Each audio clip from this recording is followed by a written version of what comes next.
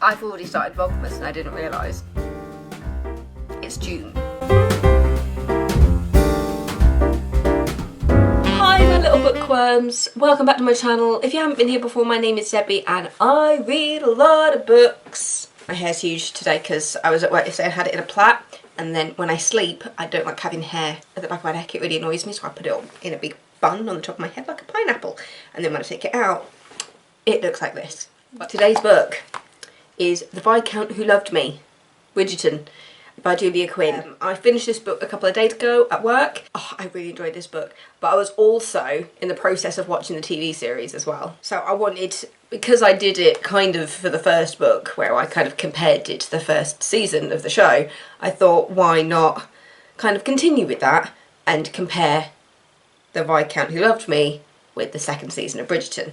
Now, as I say this, it has just been announced that they are deviating from course for the next season and are jumping ahead to Penelope's storyline with her love story. So I might just have to read stuff out of order now in order to do that.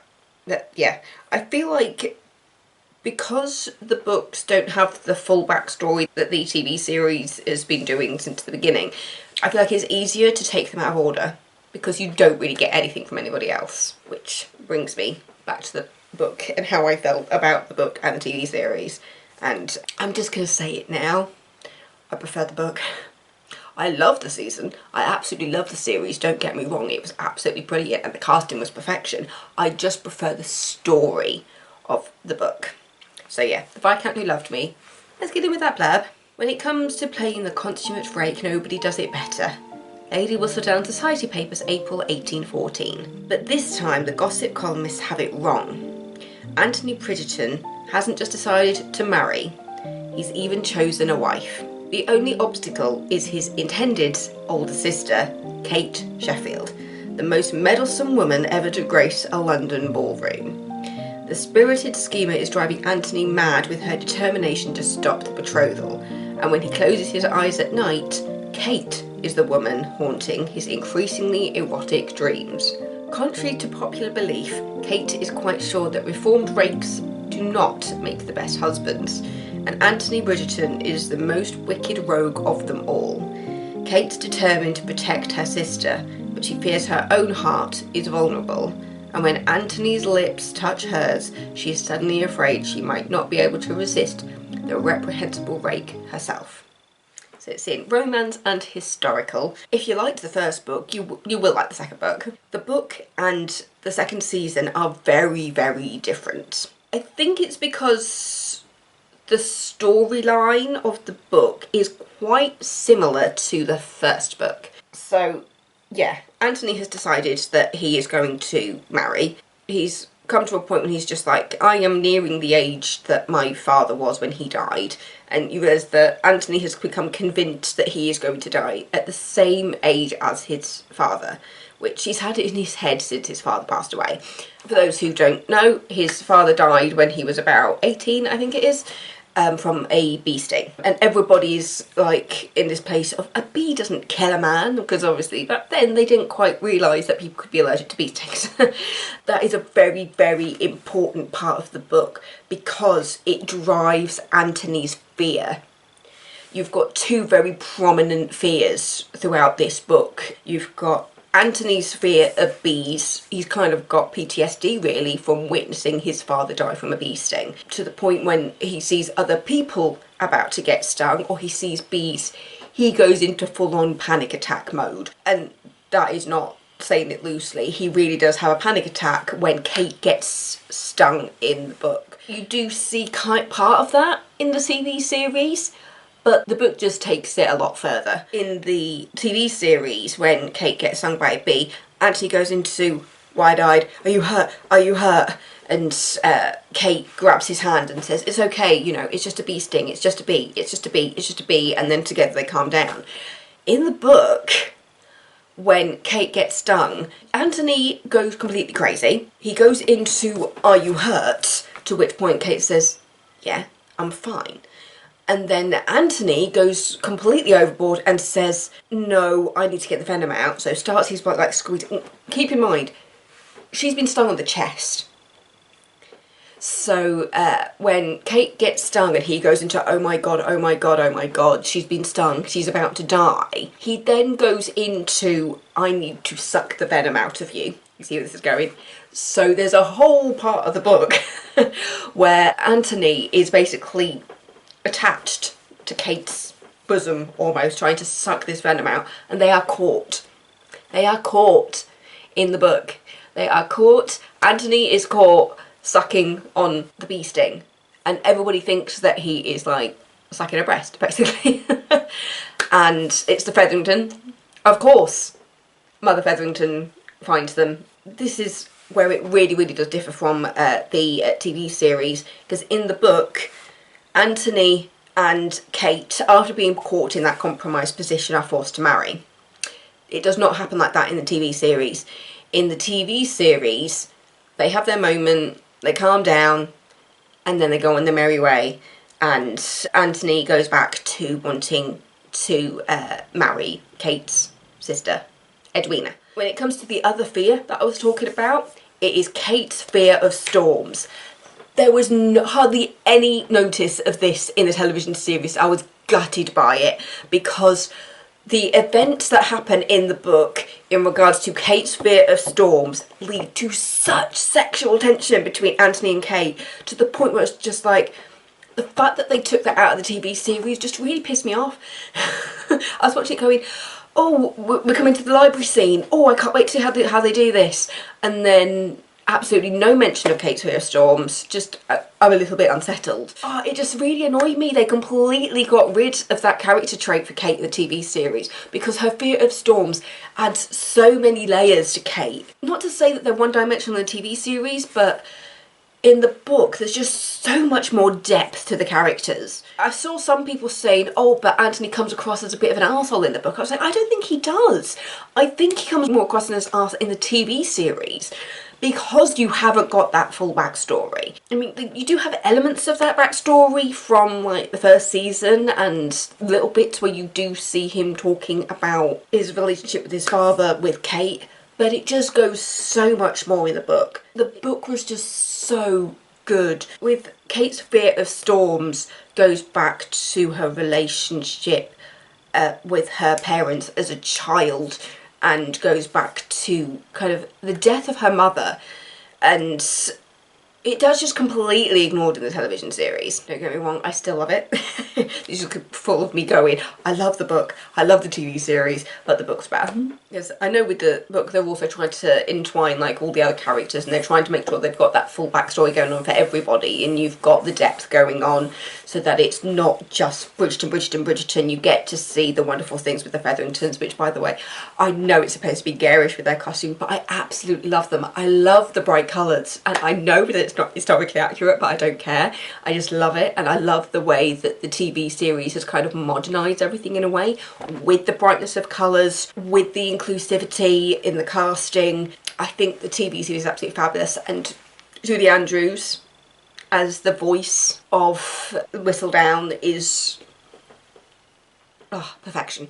Absolute perfection. I love Julie Andrews. Yeah, I feel like the blurb of the book, which I did not read before I went and read it, it's one of those things that, you know, when you see a trailer and you just see everything and you're just like, I don't need to go see the film because the trailer just gave me everything.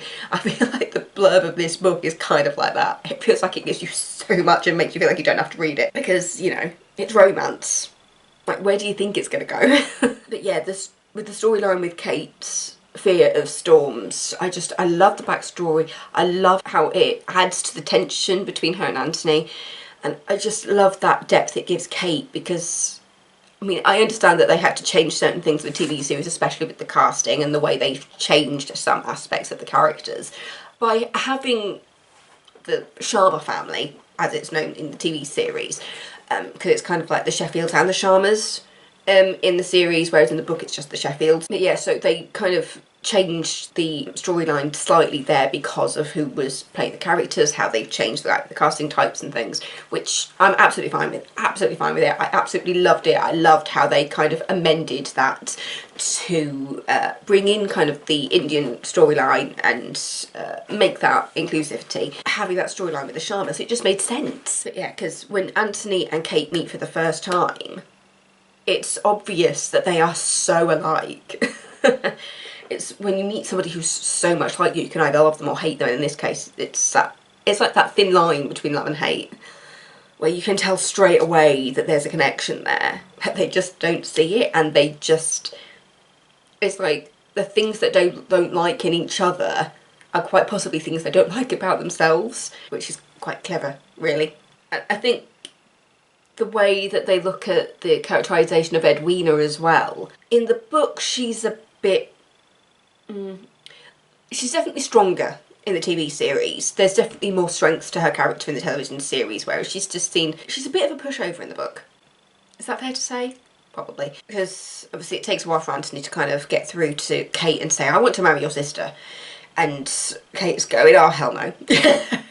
You're a rake, you're not getting away with this, you're just going to break my sister's heart. When everything comes out in the book about the fact that Anthony and Kate have been caught in the garden in a compromising situation and then they're forced to marry, Edwina's actually okay about it, really. There isn't that much of an argument in the book, whereas there was more of an argument in the TV series when Edwina finds out about them. If anything, in the book, Edwina has like a bit of a sigh of relief, really, because she realises that, oh, I don't have to have this burden on me anymore of trying to find like the perfect person to marry, and it allows her to actually go out and fall in love with someone properly, because you realise that throughout the book that, you know, Anthony and Edwina, they don't really love each other.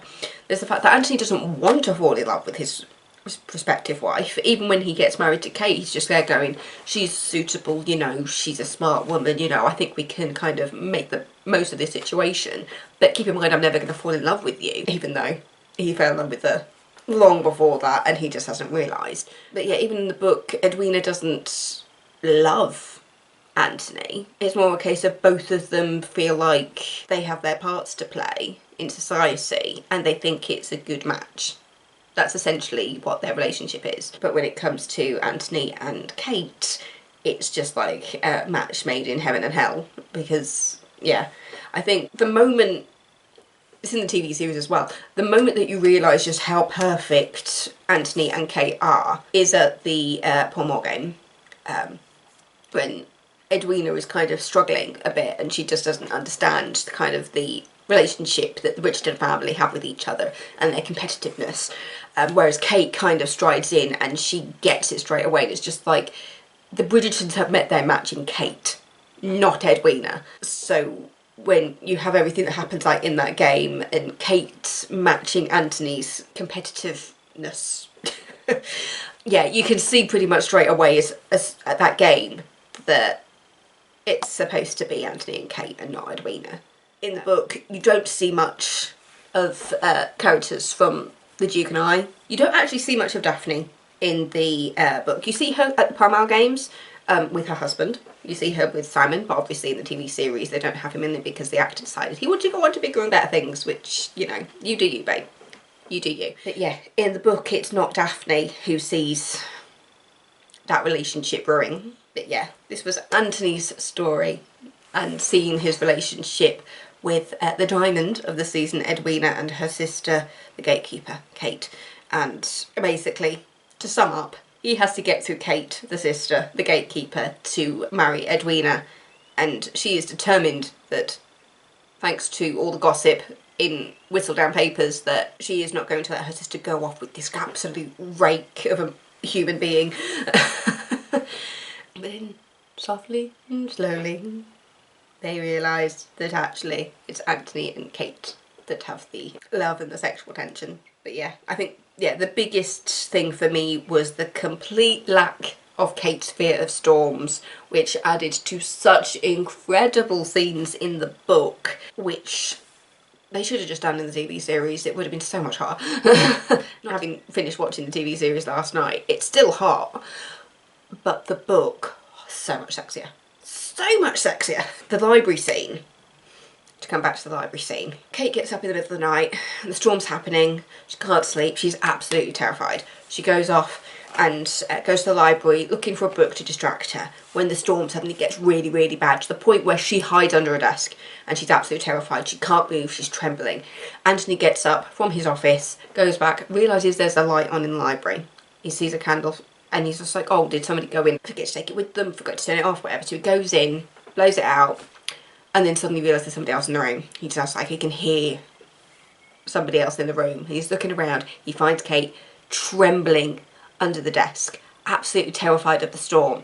And in that moment, they both put their complete hatred of each other aside, and Anthony cradles her under the desk and says, everything is going to be okay.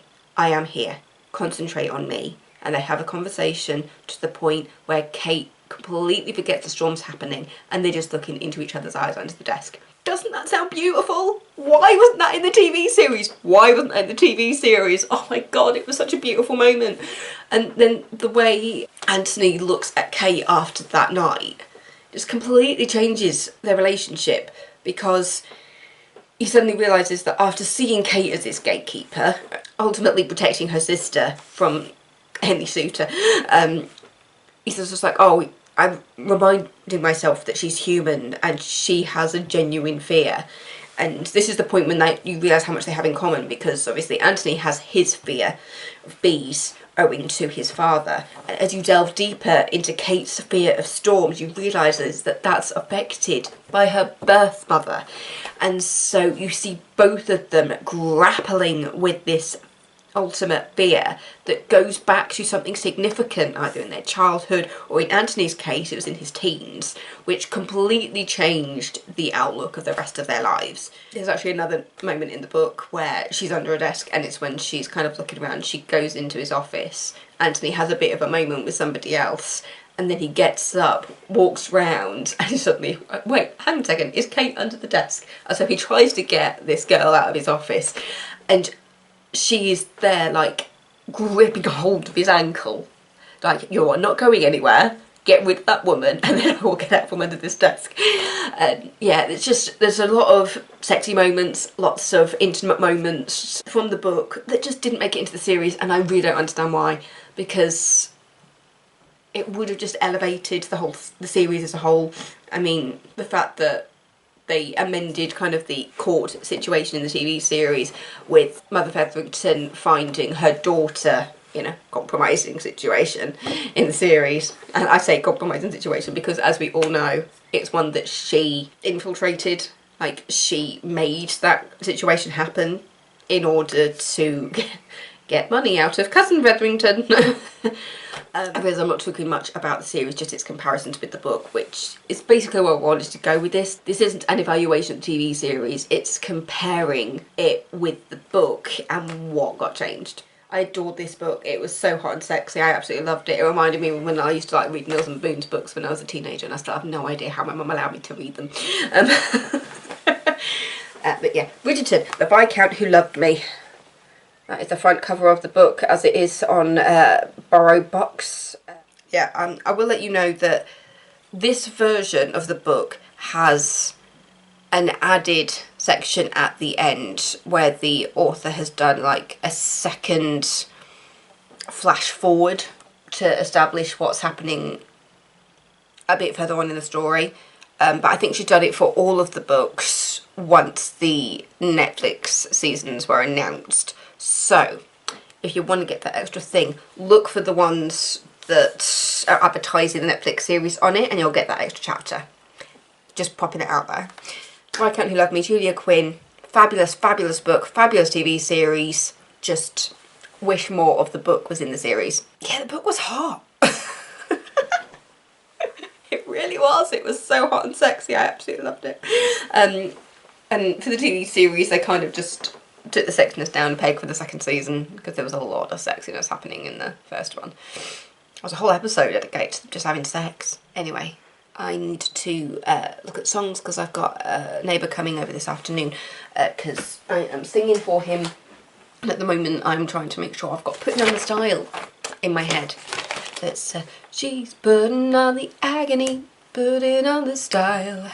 That's what all the young folks are doing all the while. I keep wanting to go up under That's What All the Young Folks are doing, but it goes down. And then there's another bit where it sings Glory Hallelujah, and I know it goes up, but my brain is trying to make it go down, but I know it goes up. Anyway, I've got songs to learn.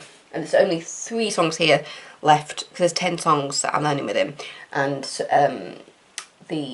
there's 3 songs. Well, actually, now that I've got this tune in my head, there's only 2 songs that I just need to kind of concentrate a little bit more on and make sure the tunes are in my head. Because it's going to be on the ukulele. Anyway, thank you for watching. Don't forget to subscribe if you're not already. Bye, my lovelies.